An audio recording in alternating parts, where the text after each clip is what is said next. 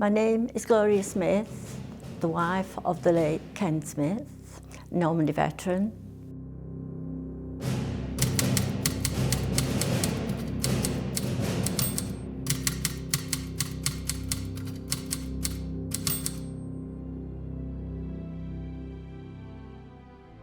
These are my husband's medals.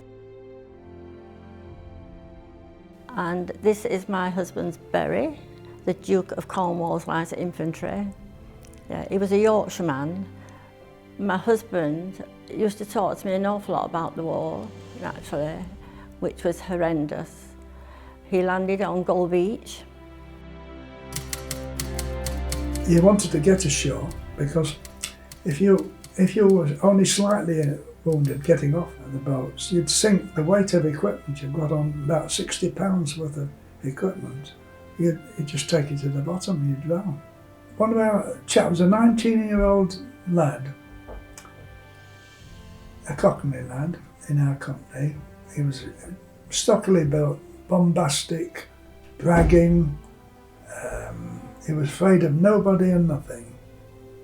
And he used to try and, anybody that listened to him, he'd tell them how he used to run rings around the police when he ran with this gang.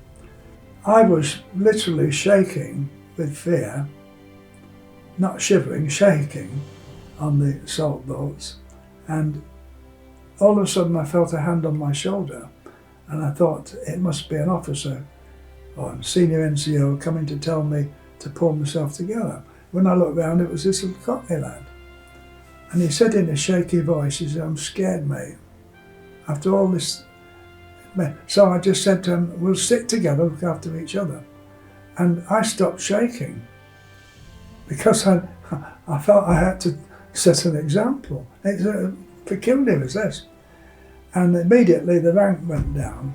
When the rank goes down, you get machine guns. I mean, the German machine guns fired twice the rate of ours, about 1,400 rounds a minute, compared with our Bren at 700.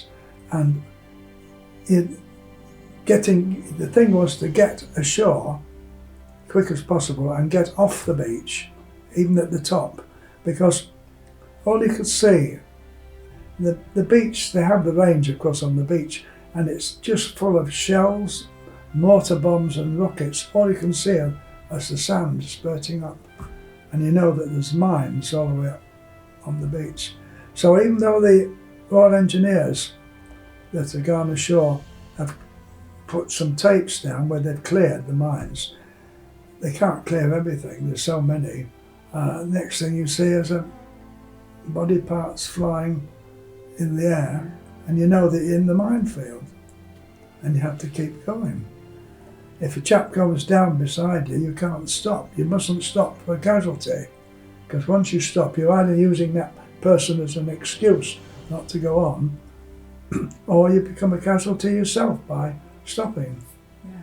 You've got to keep going.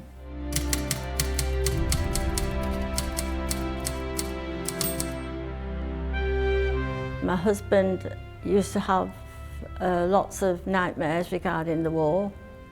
He'd wake up in the night screaming and jumping, and he used to be so afraid that because it seemed so real to him again, that he would probably do some harm to me, because at the time he was in a war. If that invasion had failed, it nearly did, and I do stress this to people, there'd be no second chance. That would have been it, and we'd have been under the Nazi rule. When my husband was demobbed, strangely enough, he was a Leeds chap, Yorkshire, and he got demobbed in York. Walking through York, he went into the first church he came across, walked down the aisle to the altar, knelt down. I knelt at the altar and I took an oath that I would never handle another weapon again, and not even a toy one or a shooting gallery, and I've kept to that. If somebody handed me a gun at an exhibition, I just wouldn't touch it. And I did also say that if I was recalled to the colours, well, like Korea, I could have been recalled in 1950 for that. I would refuse to be a combatant. I'd do anything, but I wouldn't be a combatant, and no matter what it cost. He also had a school friend, many years, where they lived in the same street.